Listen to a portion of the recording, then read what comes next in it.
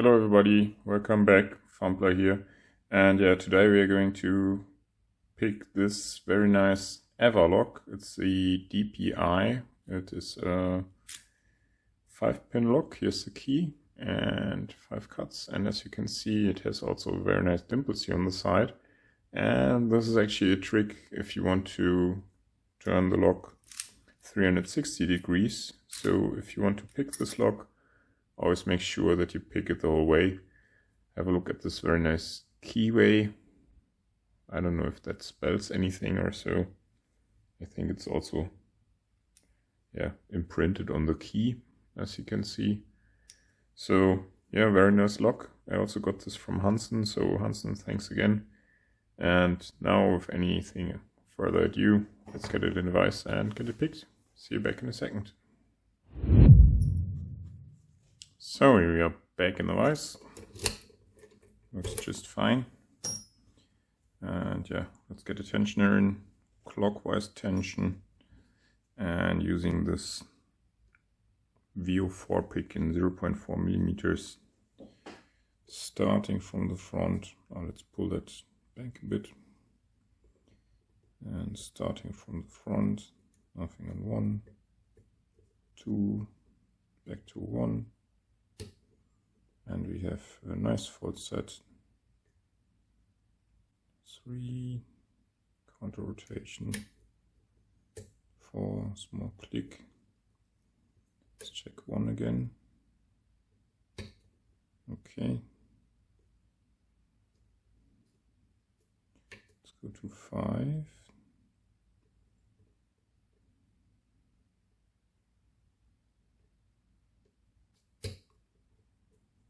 Okay, and 1 again.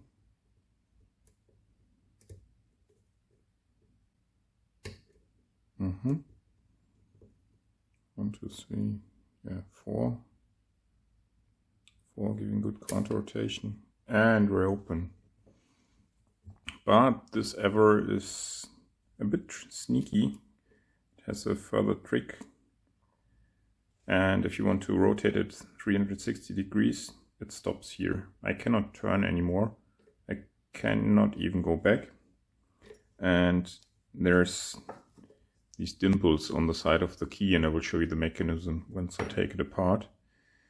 And yeah, all you have to do is grab a flag or a half diamond here and just find where these pins are. And you have to find a very tiny knob and push on it. And once you find it, you can do the 360. So, perfect. Let's get it out of the vise, out of its holder. Pinning tray. And, oh, I locked it back up, but should be okay, since we have the key.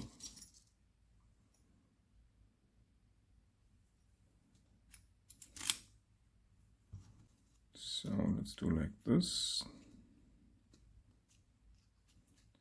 I have no idea what's inside.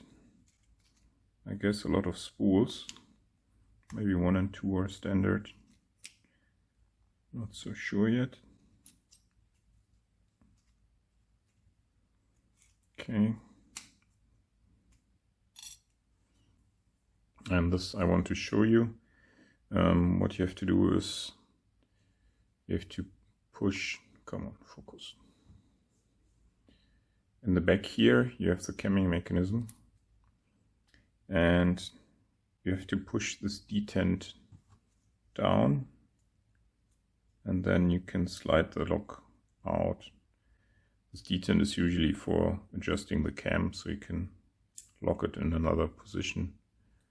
But if you want to gut the lock, you need to do that.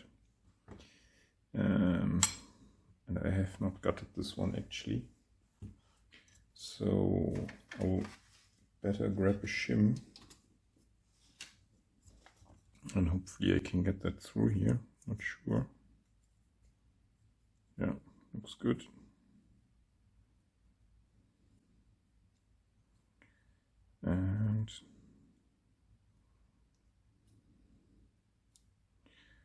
Also be careful that you don't put that pin downwards towards the drivers, otherwise it might get stuck there.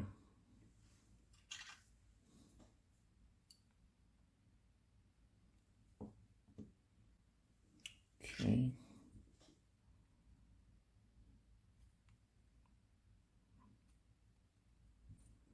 Not moving. Let's take a smaller one. Okay, good.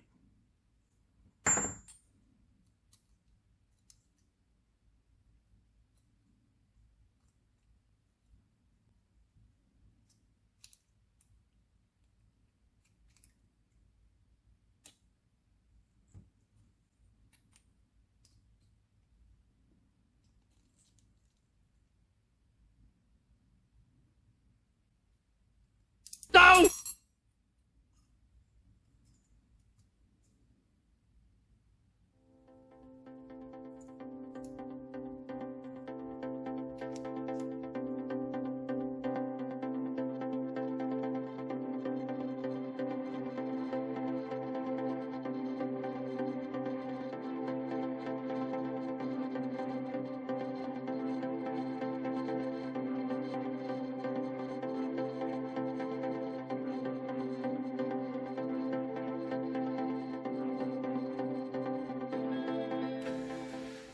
Okay, welcome back from fast forward.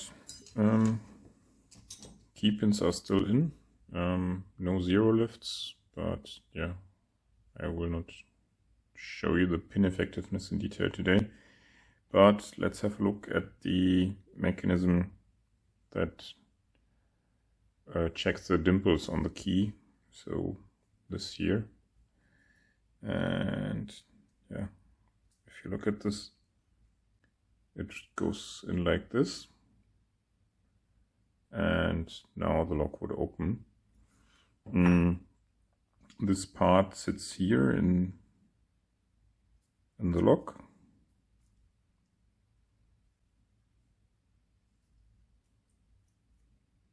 Come on.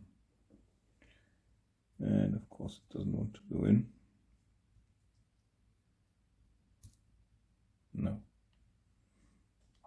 So it sits like here, and if you look closely where my thumb is, you will notice that driver chamber, I think 3, yeah, exactly 3, is just where this black part is here. And yeah, if you look at this when no key is inserted, yeah, there's a slot where this driver will shoot into. And what you have to do then is you have to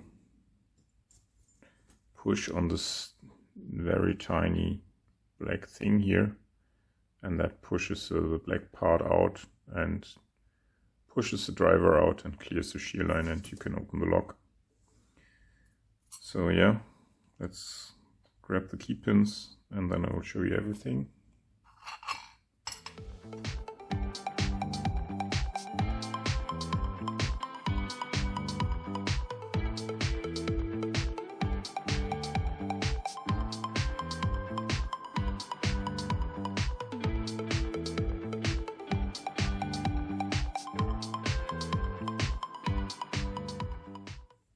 So let's have a look at the housing first. You see the main stack is down here. You actually have room for 6 pins, and then you have room for the dimple mechanism on the side here in the housing, but that's it. And then we have a look at the core. It can also be pinned up to 6, so it's a shame that it's not populated, the 6th chamber, but yeah, that's it. And then we have this key checking mechanism here on this side. And this is one solid piece from front to back. And yeah, some anti-drill and so on. So quite nice, but let's have a look. Ah yeah, one more thing. This dimple, this retaining pin which sits here, shot out while I was cutting, and it's just a brass pin with a spring. And here are the pins. Unfortunately, chambers 1, 2 and 4 are mastered, so you see this tiny little discs here, which are not needed actually for this key to work. But yeah, they make picking easier because they give you more options for the shear line. But otherwise from that, it's very nice EVVA pins, so standards in 1 and 2. And then we have these very long spools. I mean, those are massive. And yeah, for key pins, nothing special, no overset traps or so. Yeah. So yeah, very nice lock. Don't know what else to say about it. Maybe I will ask Hunson if I can remove the master wafers, but yeah, since it's not my lock, I will not do it on my own and ask before. And yeah, that's all I have on this very nice lock. So Hunson, thanks again for giving this to me, and I will make sure that I send it back to you soon. And everybody who's still here, thanks for watching, and hope to see you in the next video. Bye.